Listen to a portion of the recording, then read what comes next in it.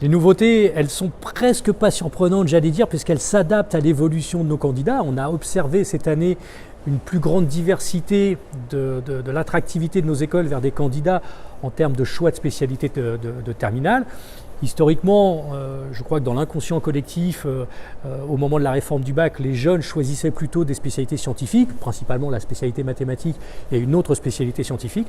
On s'est aperçu, en faisant une étude post-candidature de la session qui vient de se terminer, d'une plus grande diversité de ces candidats. Je crois qu'aujourd'hui, cette réforme du bac, elle est en train de s'installer dans l'inconscient, que les jeunes apprécient ce choix à la carte qui leur est fait, et on voit de plus en plus de jeunes arriver qui souhaitent rejoindre nos écoles avec des spécialités de terminale très différentes. Il a fallu qu'on s'adapte à ça parce qu'on a pris conscience qu'il y avait des potentiels tout à fait intéressants dans ces candidats-là. Donc la vraie nouveauté cette année, c'est que le concours à venir va s'ouvrir de façon très particulière à ces nouveaux profils de jeunes qui n'auraient pas forcément suivi la spécialité mathématique en terminale, mais qui auraient conservé deux spécialités scientifiques,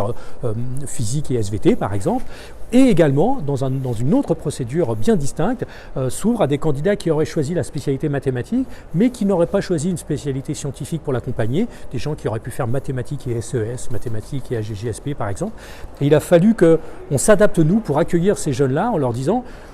vous êtes une génération à la carte. On vous demande depuis la seconde, on vous dit qu'est-ce que tu veux faire comme spécialité en première,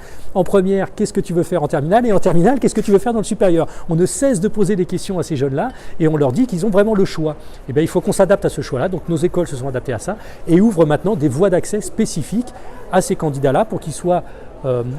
comparés, j'allais dire, entre eux et qu'ils puissent mettre en valeur leurs réelles compétences sans être comparés à des jeunes qui auraient un profil différent.